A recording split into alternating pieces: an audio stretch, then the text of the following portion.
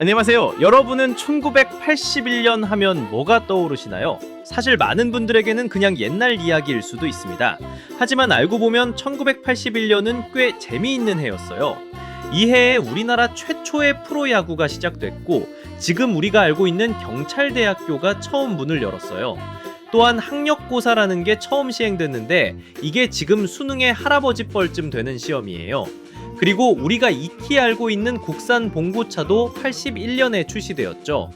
오늘은 1981년에 있었던 정치, 사회, 문화에 대해 월별로 어떤 일들이 있었는지 한번 둘러보겠습니다. 그럼 시작하겠습니다. 3월 3일 잠실 실내체육관에서 전두환의 제12대 대통령 취임식이 열렸습니다. 이는 단순한 정권 교체가 아니었습니다. 박정희 대통령이 사망한 후 12.12 군사반란과 5.18 광주 민주화운동을 거치며 집권한 신군부의 완전한 권력 장악을 의미했죠.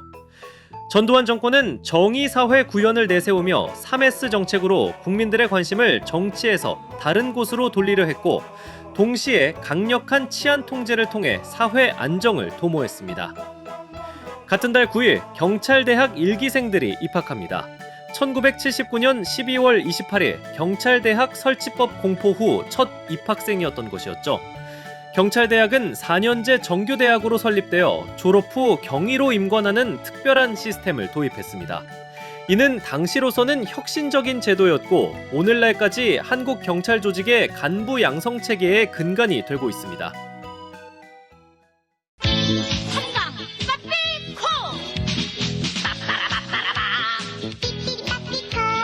정확한 출시일은 알 수 없지만 많은 소비자들에게 사랑을 받았던 빠삐코가 1981년 롯데 3강에서 출시됩니다. 이 아이스크림은 기존의 막대 아이스크림과 차별화된 튜브형 아이스크림이었어요. 앞서 보셨던 광고는 88년에 나온 광고로, 제품 포장과 광고에서 한국 만화가 박수동 화백의 만화 고인돌의 캐릭터들이 나오는데, 이 캐릭터들은 같은 롯데 계열인 롯데잭과의 다른 아이스크림 스크류바의 광고 모델로도 활약했죠. 오랜 역사에도 불구하고 꾸준한 인기를 얻으며 현재 롯데웰푸드에서 장수 브랜드로 자리매김하고 있습니다.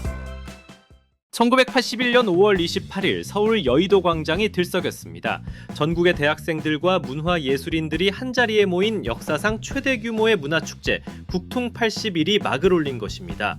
국풍 81은 한국신문협회가 주최하고 KBS가 주관했던 대규모 예술제이자 전두환 정부의 관제축제로 신군부 정권의 대표적인 우민화 정책의 사례로 꼽히는데, 5일간 진행된 이 축제를 보기 위해 무려 1,000만 명의 인파가 여의도를 찾았습니다. 국풍 81은 여의도 광장 전체를 무대로 민속제, 전통예술제, 젊은이 가요제, 연극제, 학술제 등 대규모의 다양한 행사가 열렸는데, 행사 기간 동안 통행금지가 일시적으로 해제되기도 하였으니 당시 얼마나 파격적인 정부의 지원이 있었는지 알 수 있는 대목이죠. 6월 30일 부산 중구 신창동에 유나백화점이 개점했습니다. 유나백화점은 부산 최초의 직영백화점으로 당시 지방에서는 유일하게 직영체제를 갖춘 백화점이었습니다.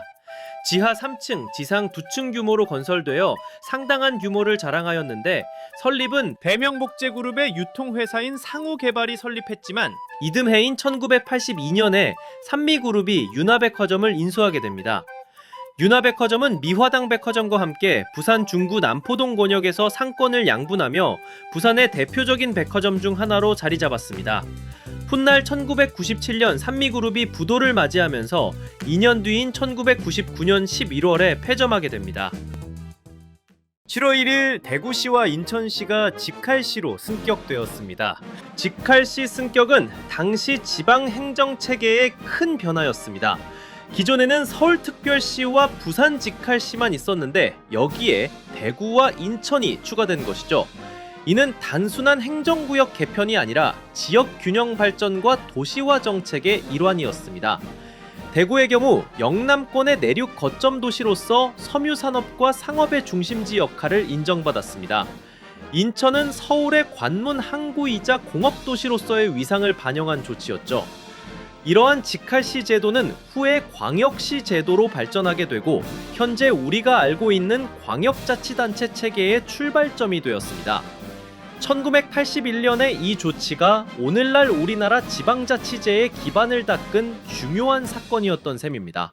8월 기아산업에서 봉고 코치를 출시했습니다. 봉고는 원래 1980년에 소형 트럭으로 먼저 출시되었는데 1981년에 승합차 버전인 봉고 코치가 추가로 나온 것입니다. 이 차량은 한국 승합차 시장에 혁명을 일으켰습니다. 당시까지 소형 승합차 시장은 대부분 일본차나 외산차가 독점하고 있었는데 봉고 코치는 저렴한 가격과 실용성으로 큰 인기를 끌었습니다. 봉고 코치의 성공은 한국 자동차 산업에서 중요한 의미를 가집니다. 승용차가 아닌 상용차 분야에서 국산차가 경쟁력을 갖추기 시작했다는 신호였거든요. 또한 이는 1980년대 한국 경제의 성장과 함께 운송업, 서비스업의 발달과도 맞물려 있었습니다. 재미있게도 봉고라는 이름은 아프리카의 영양 이름에서 따온 것으로 빠르고 민첩하다는 의미를 담고 있었다고 합니다. 9월 부산에서 불임 사건이 발생했습니다. 불임 사건은 부산 직할시에서 일어난 군사정권의 대표적인 용공조작으로 꼽히는 사건으로 부산의 항림사건이라는 의미에서 불임 사건으로 명명되었습니다. 당시 공안당국은 부산 지역에서 사회과학 독서 모임을 하던 학생과 교사, 회사원 등 22명을 영장 없이 체포해 불법 감금하고 고문해 기소하였는데 단순히 책을 읽고 토론했다는 이유만으로 대공분실해서 짧게는 20일부터 길게는 장장 63일 동안 몽둥이 등에 의한 구타와 물고문, 통닭 구이고문 등 살인적인 고문을 통해 공산주의자로 조작되었습니다. 이는 1980년대 초반 한국 사회의 인권 상황을 적나라하게 보여주는 사건이었죠. 이후 불임 사건은 2014년 재심을 통해 완전한 무죄를 선고받으며 33년 만에 피해자들은 명예회복을 하게 됩니다. 10월 27일에는 서울 한강에 원효대교가 개통되었습니다. 용산구 원효로와 영등포구 여의도동을 연결하는 이 다리는 길이 1470m, 폭 20m의 규모로 건설되었는데 원효대교라는 이름은 통일신라 시대의 고승 원효대사에서 따온 것으로 이 다리의 개통은 서울의 남북교통 개선에 큰 도움이 되었습니다. 또한 1980년대 초반 강남 개발이 본격화되면서 늘어나는 교통량을 분산시키는 역할도 했습니다. 원효대교는 현재까지도 서울 서남부 지역의 중요한 교통동맥 역할을 하고 있으며 한강다리 중에서도 독특한 위치를 차지하고 있습니다. 11월 24일 82학년도 학력고사가 처음 치러졌습니다. 학력고사는 81년부터 92년까지, 즉 82학년도부터 93학년도까지 시행됐던 전국 규모의 대학 입학교육 적격자 선발 시험으로 사교육을 없애고 고등학교 교육을 정상화한다는 일련의 조치로 도입되었습니다.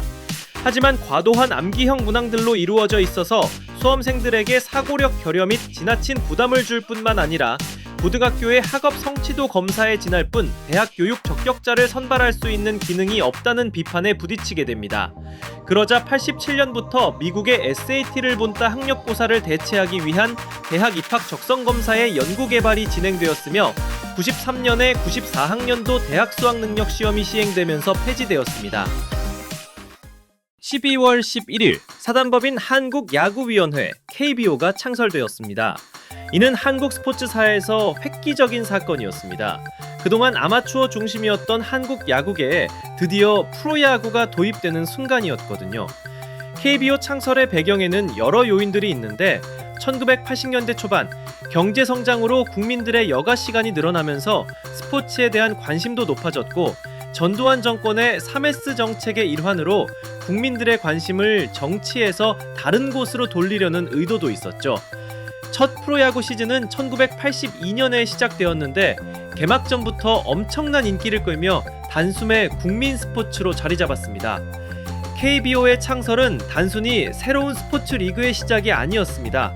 이는 한국 사회의 문화적 변화를 상징하는 사건이었죠. 프로스포츠라는 새로운 엔터테인먼트가 등장했고 스포츠 마케팅과 미디어 산업의 발달도 가져왔습니다. 또한 프로야구는 지역 감정을 건전한 스포츠 경쟁으로 승화시키는 역할도 했습니다. 각 지역을 대표하는 구단들이 생기면서 지역 정체성과 자긍심의 새로운 통로가 된 것이죠. 지금까지 1981년 한국 사회에 있었던 역사적인 사건들에 대해 살펴봤습니다.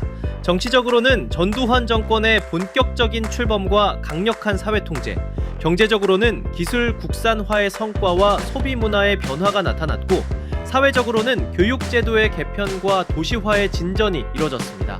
그리고 문화적으로는 프로스포츠의 도입으로 새로운 대중문화의 시대가 열렸죠. 1981년의 이러한 변화들은 단순히 그 해에만 끝난 것이 아니라 오늘날 우리 사회의 모습을 만드는 중요한 토대가 되었습니다. 여러분은 이 중에서 어떤 사건이 가장 인상 깊으셨나요? 댓글로 여러분의 생각을 들려주세요. 다음 영상은 1982년으로 넘어가 그 해의 이야기들로 찾아뵙겠습니다. 시청해주셔서 감사합니다.